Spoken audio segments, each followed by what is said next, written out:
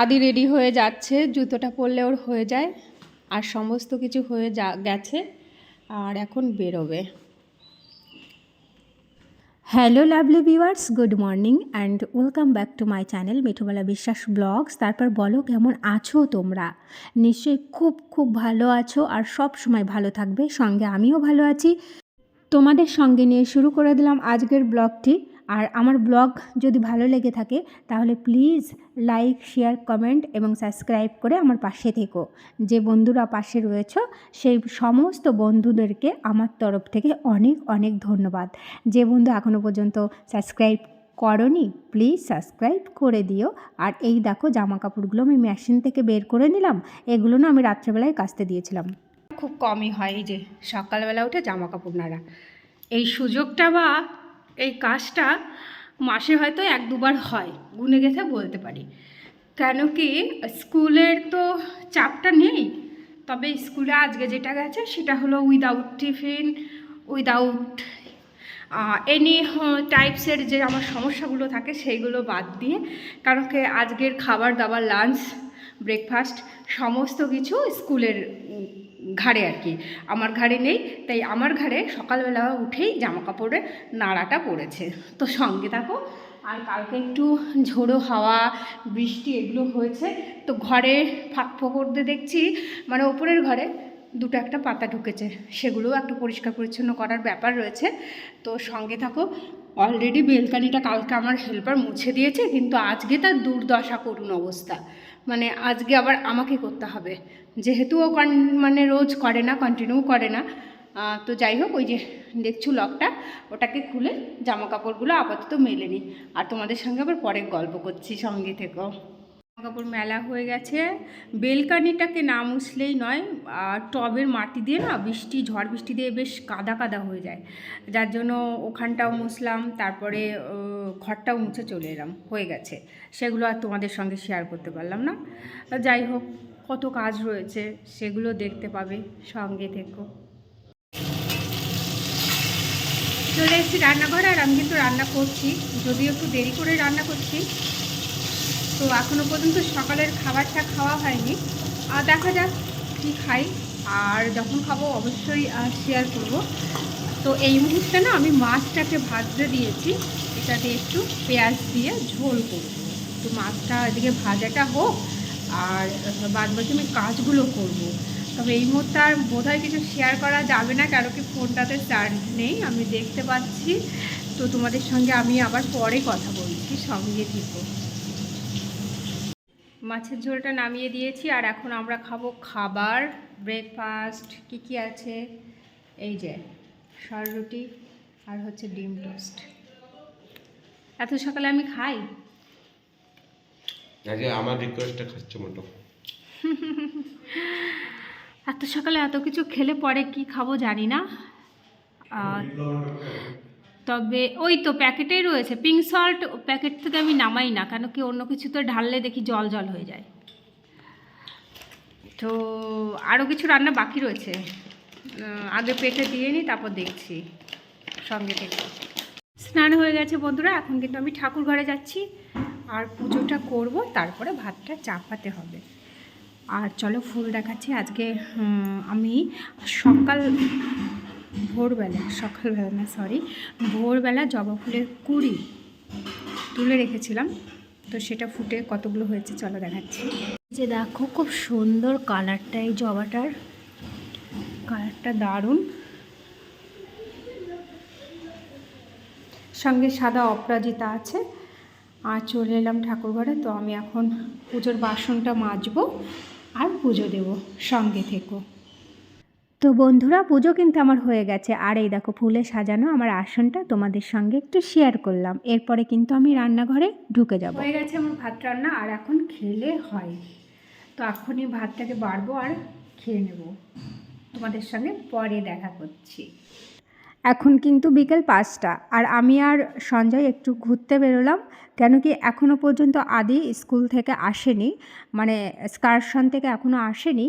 আর ওদের update message সব সময় করবে, তো এখনও পর্যন্ত মেসেজ আমাকে পাঠায়নি। আমি এখনও বুঝতে পারছি না ঠিক আদৌ ওরা ইকো পার্ক থেকে রওনা হয়েছে কি না। তো যাই হোক, এই দেখো আমরা দুজন যেতে যেতে আবার একটু গল্প করছি, হচ্ছে ফোন সংক্রান্ত ব্যাপার নিয়েই কথাবার্তা বলা হচ্ছে।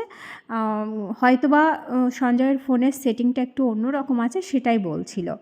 তো যাই হোক, যেতে যেতে আবার দেখো সূর্যটা দারুণ লাগলো, তাই ভাবলাম তোমাদেরকেও একটু শেয়ার করি। সত্যি বিকেলের সূর্য অস্ত যাওয়ার আগে কিন্তু দারুণ লাগে দেখতে, কিন্তু তোমাদেরকে না ঠিকঠাকভাবে দেখাতে পারলাম না, গাছের ওতে চলে গেছে। আবার এই দেখো অন্য একটা রাস্তায় টার্ন নিয়ে ঢুকেছিলাম, আর এখানে এই বাগানটাতে এত ভালো ভাট ফুল ফুটেছে। আমি জানি না তোমরা জানো কি না এই ফুলের নাম, এটা কিন্তু ভাটি ফুল। হ্যাঁ, আমাদের বাংলায় এটাকে ভাটি ফুল বলা হয়। তবে এই ভাটি ফুলের বিজ্ঞানসম্মত নামও আছে, আমার কিন্তু এই মুহূর্তে মনে পড়ছে না, পরে আমি জানিয়ে দেবো। এই দেখো আবার একটু কাছ থেকেও নিয়ে নিলাম। তবে এই ফুল দিয়ে না একটা পুজো হয়, ফাল্গুন মাসে পুজো করতে হয়। তো যাই হোক, আবার চলতে চলতে না চলে এসেছিলাম সাতবেড়িয়া হল্ট। আর এই হল্ট হলো বনগাঁ টু রানাঘাট লাইনের, বনগাঁর থেকে তারপরের স্টপেজ কিন্তু এইটা। দেখে নাও, একদম নির্জন নিলিবিলি একটা হল্ট।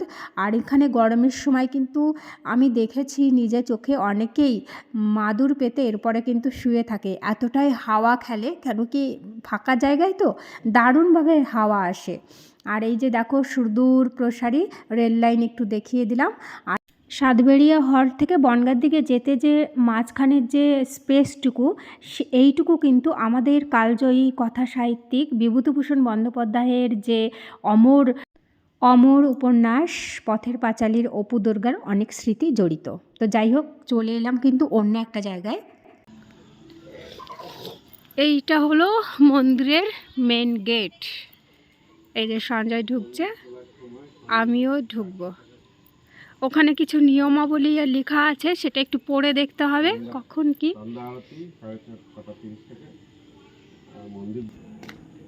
মন্দিরে আমরা প্রবেশ করলাম, আর এখানটা জুতোটা রেখে যাব।